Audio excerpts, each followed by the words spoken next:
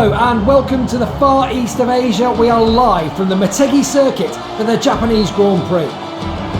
In a few moments we'll move to the main straight to watch the start of the Motogp race.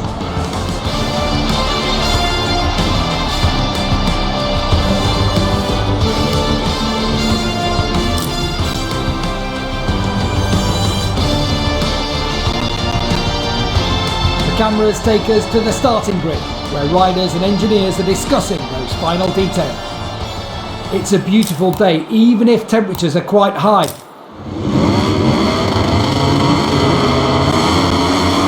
The lights are about to go out. Motegi is starting from the front row thanks to that pole position from yesterday. All hell will break loose in a few moments.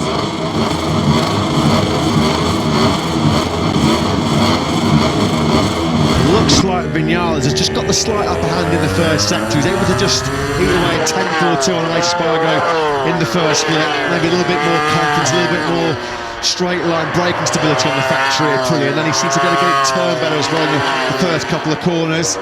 But clearly it looks like he does have the upper hand, and then Espargaro really fights back, particularly in the third sector. That's where Aleix seems to be marginally quicker than his teammate. The gap's still sort of stable around that half a second as Miller's KTM slips right, it slips left, and then he manages to drag the apex somehow through turns 10 and 11. Clinging on here for a top 10 is the Aussie. While the gap is around half a second or more, Maverick Vinales will feel relatively happy with that until Aleix Espargaro starts to close it even further. Whether Aleix Espargaro is just keeping something up his sleeve, just making sure he's got something to attack with on the final 2 or 3 laps, or whether he's just basically going for all he's worth, and this is the pace of the 2 Aprilias. This is Miguel Oliveira, who's going to be fighting in rearguard action for 4th place. Oliveira now firmly buried in the 142. He's lost another 2 tenths last time round to Zarco. Aleix Espargaro then, the gap under half a second.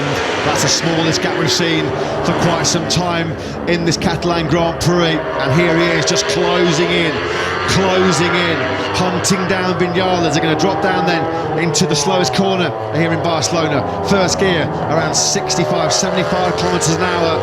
And you can just see here, Aleix Espargaro is making big gains here. We're coming towards the third sector where he's been really strong. And we can see on our split times here, you can see on the top left-hand corner of your screen, it's down to under 0.3 of a second. This is game on. This is Aleix Espargaro, who maybe has just been happy to sit off Maverick Vinales, to not overheat and that front tyre temperature and pressure concerns. And now he's just saved some grip for the vital final stage of this Grand Prix, because he is really now coming on strong late on. Big pressure coming on the shoulders of Vinales. And we'll find out very shortly whether Aleix Espargaro feels he's got the pace to pass Vinales and try and pull clear, because he won't leave it until the last lap or 2 if he feels he's got that kind of advantage. Vinales is certainly giving it all he's got with whatever grip he has at the disposal of those Michelin medium tyres as they come on to the start and finish straight. There will be 5 laps to go. Vinales will now start being able to pick up a little bit of slipstream from his teammate up ahead of him. The gap is a 1/4 of a second. The Aprilias are now down in the 142s. Just how much grip have they got left? Which of the RSGPs will be on top of the podium in 5 laps time? It's a straight shootout between the teammates. Twitch, wasn't there, coming over the crash down of turn 12 for Vinales? Is he just running into some of the inevitable grip problems which you always have to face and contend with here in Barcelona? They come through the high-speed turn 3. That's where you really are abusing and stressing the right-hand side of your rear tyre. And Aleix Espargaro, hand over fist, is just eating up the meters, isn't he, behind Vinales? He might be close to here to attack down the hill into turn number 5. Don't think he's going to risk it. No, he's got time here. He can be patient. He will feel at this stage of the Grand Prix he's got the better pace, the better grip than Maverick Vinales. He's just got to make sure that he picks the perfect moment to make the pass clean, and then he'll feel that he can break Vinales late on. Well, the brilliant call, Aleix Espargaro, the captain. He's been so central to the development and the improvement of this team. He will recognise how important a result this is, so he will make sure that this is clean. He won't send a daring move at the inside of Vinales. He won't come from an awful long way back. He'll make sure that it's clean and make sure that it's comfortable, because Aleix Espargaro will be well aware of the kind of history that Aprilia are on the verge of here. Well, here we go. Then what's going on? It's Zarco and Oliveira, isn't it? The battle that's raging for 4th place.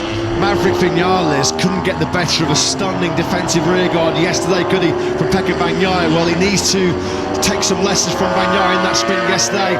Good race this, cracking scrap going on between Oliveira and Zarco for fourth place. On board then with Aleix Espargaro. He clicks the Aprilia now into top gear, 355 kilometres an hour. This is where he passed Bagnaia yesterday to win the sprint, and he's on the inside of Maverick Vinales into the first corner. Out to the long lap goes Maverick Vinales. Aleix Espargaro then, he'll see that on his left-hand side. Vinales then comes back onto the circuit. Is that the big key moment of this Catalan Grand Prix? Because for the very first time on course for the Dream Double, Aleix Espargaro leads. Nothing wrong from my point of view, and what Aleix Espargaro did there, he was up the inside, and Maverick Vinales just did not want to give the lead up, so tried to hang in there for as long as he could. The problem Vinales has got now is, of course, he wants to try and get back on terms with his teammate Aleix Espargaro, but he did take the shortcut across turns 2 and 3, so of course if he doesn't give up a second, he's going to get a one-lap penalty, but if he gives up a second, he can't win the race anymore. Crikey, look at that front tyre, the graining on the right-hand side of Maverick Vinales' front tyre. That's why he has not been able to resist this pressure building from his teammate Aleix Espargaro. Yeah, Aleix Espargaro just made it fit, didn't he? There was room, he had the inside line, but as Lewis said, Maverick Vinales was just like, well, if you want it, you're going to have to really properly fight it and slug it out, just as Aleix Espargaro did. Through sector 3 now, already in the blink of an eye. Aleix Espargaro nearly 9/10 of a second clear of Vinales. Looking at the state of Vinales' front tyre there, you just wonder whether he's going to think, you know what, it's not worth the risk here.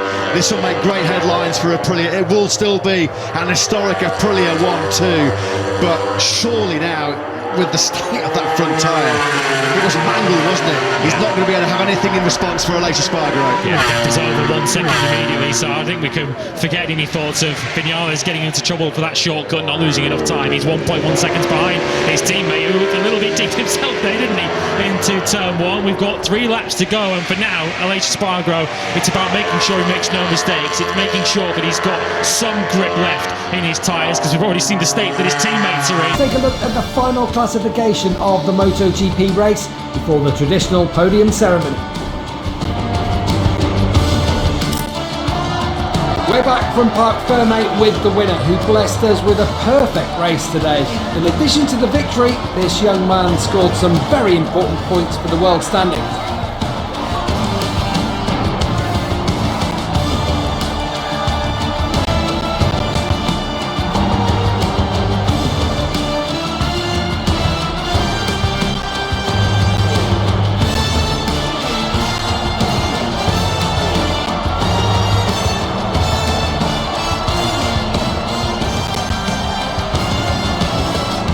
Here are the top 3 up on the podium.